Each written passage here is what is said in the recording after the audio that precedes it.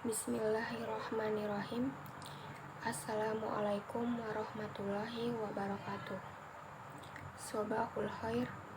Pertama-tama, marilah kita panjatkan puja-puji syukur kita kepada hadirat Allah Subhanahu wa Ta'ala yang telah memberikan kita nikmat kesehatan sehingga kita masih bisa melaksanakan perkuliahan seperti biasa pada pagi hari ini. Dan tak lupa pula kita hadiahkan salawat dan salam kepada junjungan kita Nabi Muhammad SAW yang telah membawa kita dari zaman jahiliyah hingga zaman yang terang benderang seperti saat ini. Semoga kelak kita semua mendapatkan syafaat dari baginda kita di kemudian hari. Amin amin ya rabbal alamin. Yang saya hormati Bapak dosen Dr. Haji Muhammad Rozali MA, dan yang saya sayangi teman-teman seperjuangan PAI 4. Di sini kami dari kelompok 3 yang beranggotakan Aliyah Putri, Fira Regina Cahyani, Ayu Lestari, Elda Arzetin Elsil akan memaparkan makalah kami yang berjudul Hadis sebagai Sumber Ajaran Islam. Marilah kita buka presentasi hari ini dengan melafazkan Al-Basmalah. Bismillahirrahmanirrahim. Baiklah, untuk mempersingkat waktu, di sini saya Aliyah Putri dengan NIM 0301201230 sebagai moderator sekaligus pemateri pertama akan menjelaskan tentang dalil-dalil kehujahan hadis. Sunnah adalah sumber hukum Islam atau pedoman hidup kaum muslimin yang kedua setelah Al-Quran. Bagi mereka yang telah beriman terhadap Al-Quran sebagai sumber hukum Islam, maka secara otomatis harus percaya bahwa sunnah juga merupakan sumber hukum Islam. Dan bagi mereka yang menolak kebenaran sunnah sebagai sumber hukum Islam, bukan saja memperoleh dosa, akan tetapi bisa murtad. Al-Quran menjelaskan bahwa umat Islam harus kembali kepada Al-Quran dan As-Sunnah. Di antaranya adalah sebagai berikut. Pertama, setiap mukmin harus taat kepada Allah dan kepada Rasulullah. Contohnya terdapat pada surat-surat dan ayat-ayat berikut, yaitu Al-Anfal ayat 20, Muhammad ayat 33, An-Nisa ayat 59, Al-Imran ayat 32, Al-Mujadalah ayat 13, An-Nur ayat 54, Al-Maidah ayat 92. Kedua, patuh kepada Rasul berarti patuh dan cinta kepada Allah. Contohnya terdapat pada surah An-Nisa ayat 80 dan Al-Imran ayat 31. Ketiga, orang yang menyalahi sunnah akan mendapatkan siksa. Contohnya terdapat pada surah Al-Anfal ayat 13, Al-Mujadilah ayat 5, An-Nisa ayat 115. Keempat, berhukum terhadap sunnah adalah tanda orang yang beriman. Contohnya terdapat pada surah An-Nisa ayat 65. Alasan lain mengapa umat Islam berpegang pada hadis karena selain memang diperintahkan oleh Al-Quran, juga untuk memudahkan dalam menentukan suatu perkara yang sama sekali tidak dibicarakan dalam Al-Quran sebagai sumber hukum utama. Apabila sunnah tidak berfungsi sebagai sumber hukum, maka kaum muslimin akan mendapatkan kesulitan-kesulitan dalam berbagai hal, seperti tata cara sholat, kadar dan ketentuan zakat, cara haji, dan masih banyak lagi. Sebab ayat-ayat Al-Quran dalam hal ini hanya berbicara secara global, dan yang menjelaskan secara terperinci adalah hadis Rasulullah SAW. Zuhur, imam mazhab mengharuskan umat Islam kembali kepada sunnah dalam menghadapi permasalahannya. Imam Syafi'i mengatakan bahwa apabila kamu menemukan dalam kitabku sesuatu yang berlawanan dengan sunnah Rasulullah SAW, maka berkatalah menurut sunnah Rasulullah SAW dan tinggalkan apa yang telah aku katakan. Perkataan Imam Syafi'i ini memberikan pengertian bahwa segala pendapat para ulama harus ditinggalkan apabila dalam kenyataannya berlawanan dengan hadis Nabi Muhammad SAW. Namun tidak semua perbuatan Nabi Muhammad SAW merupakan sumber hukum yang harus diikuti oleh umatnya. Untuk mengetahui sejauh mana kedudukan hadis sebagai sumber hukum Islam dapat dilihat dalam beberapa dalil, baik dalam bentuk nakli ataupun akli. Sekian penjelasan materi dari saya. Apabila ada kesalahan kata, saya mohon maaf. Baiklah, materi selanjutnya akan dilanjutkan oleh pemateri kedua. Kepada materi kedua, Saudari Vira Regina Cahyani dipersilakan untuk memaparkan materi selanjutnya. Pada surah An-Nisa ayat 80 dan Al-Imran ayat 31. Ketiga, orang yang menyalahi sunnah akan mendapatkan siksa. Contohnya terdapat pada surah Al-Anfal ayat 13, Al-Mujadilah ayat 5, An-Nisa ayat 115. Keempat, berhukum terhadap sunnah adalah tanda orang yang beriman. Contohnya terdapat pada surah An-Nisa ayat 65.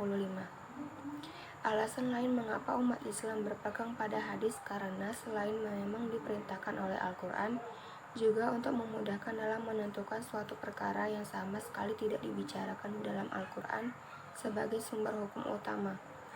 Apabila sunnah tidak berfungsi sebagai sumber hukum, maka kaum muslimin akan mendapatkan kesulitan-kesulitan dalam berbagai hal, seperti tata cara sholat, kadar dan ketentuan zakat, cara haji, dan masih banyak lagi. Sebab ayat-ayat Al-Quran dalam hal ini hanya berbicara secara global, dan yang menjelaskan secara terperinci adalah hadis Rasulullah SAW. Zuhur, imam mazhab mengharuskan umat Islam kembali kepada sunnah dalam menghadapi permasalahannya. Imam Syafi'i mengatakan bahwa apabila kamu menemukan dalam kitabku sesuatu yang berlawanan dengan sunnah Rasulullah SAW, maka berkatalah menurut sunnah Rasulullah SAW dan tinggalkan apa yang telah aku katakan. Perkataan Imam Syafi'i ini memberikan pengertian bahwa segala pendapat para ulama harus ditinggalkan apabila dalam kenyataannya berlawanan dengan hadis Nabi Muhammad SAW. Namun tidak semua perbuatan Nabi Muhammad SAW merupakan sumber hukum yang harus diikuti oleh umatnya. Untuk mengetahui sejauh mana kedudukan hadis sebagai sumber hukum Islam dapat dilihat dalam beberapa dalil, baik dalam bentuk nakli ataupun akli. Sekian penjelasan materi dari saya. Apabila ada kesalahan kata, saya mohon maaf. Baiklah, materi selanjutnya akan dilanjutkan oleh pemateri kedua. Kepada materi kedua, Saudari Vira Regina Cahyani dipersilakan untuk memaparkan materi selanjutnya. Baiklah, langsung saja. Terima kasih sebelumnya kepada pemateri pertama. Saya Vira Regina Cahyani sebagai pemateri kedua akan melanjutkan materi selanjutnya, yaitu tentang dalil Al-Quran. Seperti firman Allah SWT dalam surah Al-Imran ayat 179 yang berbunyi, wa ma'anallaha liyazra'ul mu'minina ala ma antum alaihi hatta yajizal khabitha minat thayyibi wa ma kana Allahu liyatliyakum 'alal ghaibi walakinnallaha yabtabi min rusulihi man yasha'u fa minu billahi wa rusulihi wa in tu'minu wa tattaqu falakum ajran azim. Yang artinya Allah sekali-sekali tidak akan membiarkan orang-orang yang beriman dalam keadaan kamu sekarang ini, sehingga dia menyiksa yang buruk atau munafik dari yang baik atau mukmin, dan Allah sekali-kali tidak akan memperlihatkan kepada kamu hal-hal yang gaib, akan tetapi Allah memilih siapa yang dikehendakinya di antara rasul-rasulnya. Karena itu berimanlah kepada Allah dan Rasulnya, dan jika kamu beriman dan bertakwa maka bagimulah pahala yang besar. Selain Allah SWT memerintahkan kepada umat Islam agar percaya kepada Rasulullah SAW, Allah Subhanahu wa Ta'ala juga memerintahkan agar mentaati segala perannya dan perundang-undangannya yang di bawahnya. Seperti firman Allah Subhanahu wa Ta'ala dalam surah Al-Imran ayat 32 yang di bawah ini, yaitu A'udzubillahi minasyaitonirrajim, Bismillahirrahmanirrahim. Qul atii'ullaha wa rasuluhu fa innallaha la yuhibbul kafirina. Yang artinya, katakanlah, taatilah Allah dan Rasulnya. Jika kamu berpaling, maka sesungguhnya Allah tidak menyukai orang-orang kafir. Dari beberapa ayat di atas telah dijelaskan bahwa perintah mentaati Allah SWT selalu dibarengi dengan perintah taat terhadap Rasulnya. Begitu juga sebaliknya dilarang durhaka kepada Allah dan Rasulnya. Baik, selanjutnya saya akan menyampaikan materi selanjutnya, yaitu tentang dalil hadis. Dalam salah satu pesan yang disampaikan oleh Rasulullah SAW berkenaan dengan kewajiban menjadikan hadis sebagai pedoman hidup didampingi Al-Quran sebagai pedoman utamanya adalah sabdanya.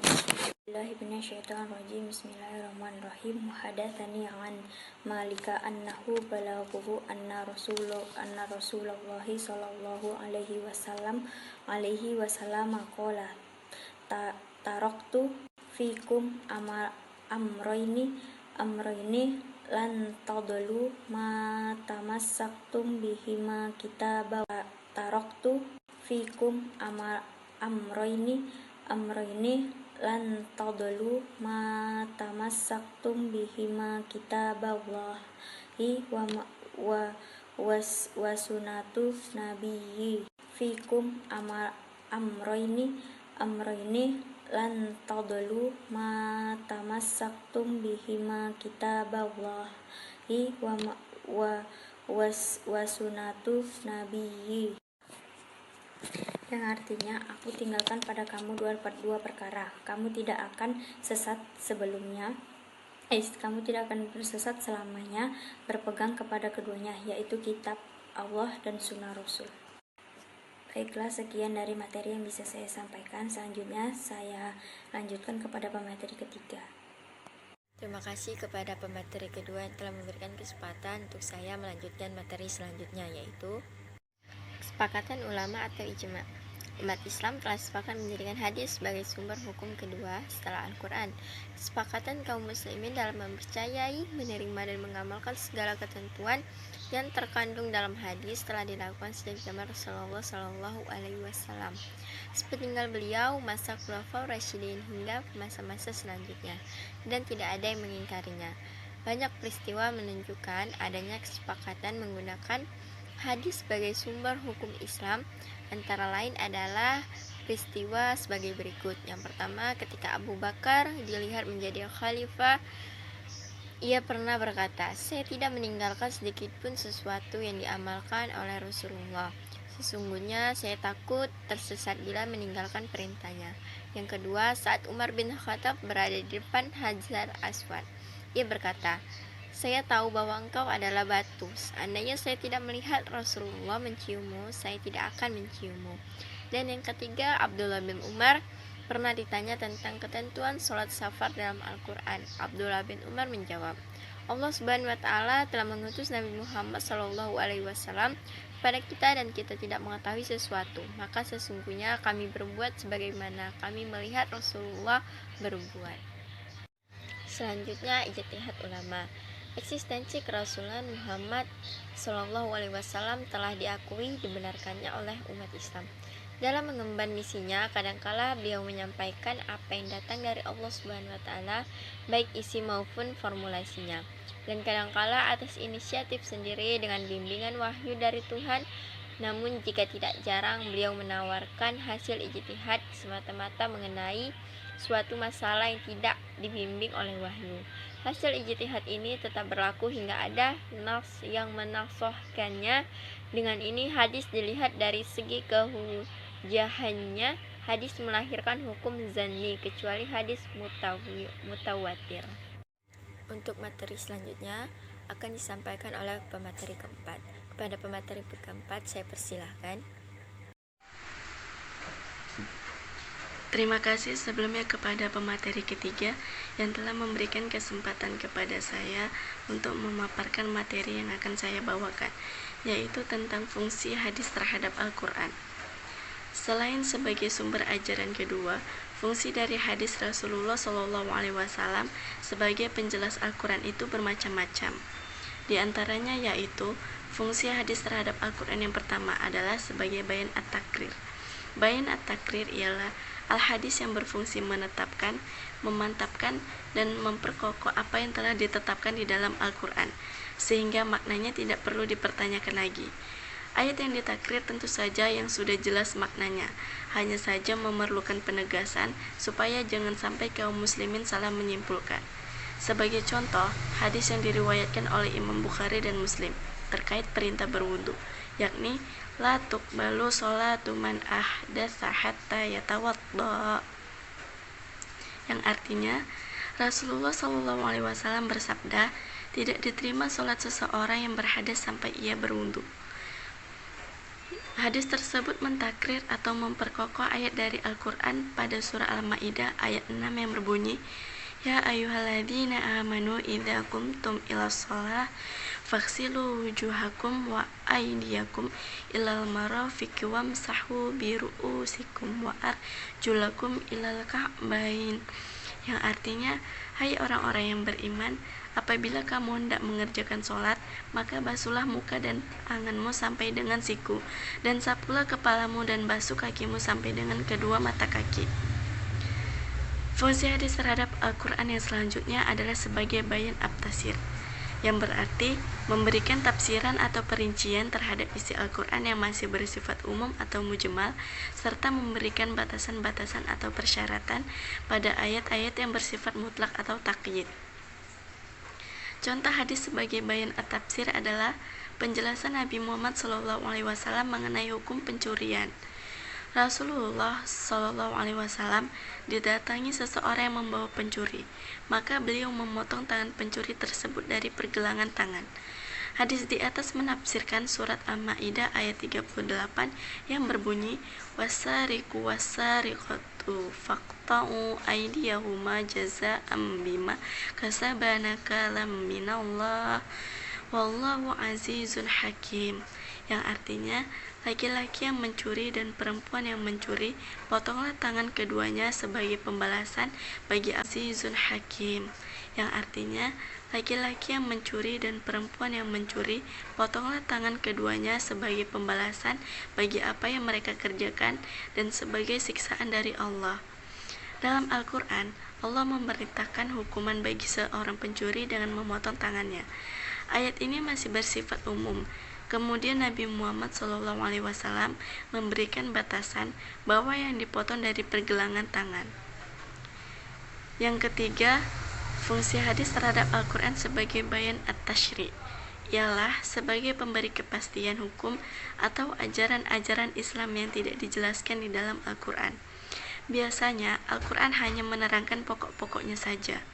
Contohnya, hadis mengenai zakat fitrah yang berbunyi, waradha Rasulullah sallallahu alaihi wasallam zakatul fitri sa'am min tamr aw sa'am min sya'irin 'alal 'abdi wal hur wadh-dzakari wal untha, yang artinya Rasulullah telah mewajibkan zakat fitrah kepada umat Islam pada bulan Ramadan 1 sa' kurma atau gandum untuk setiap orang, baik merdeka ataupun hamba, laki-laki atau perempuan.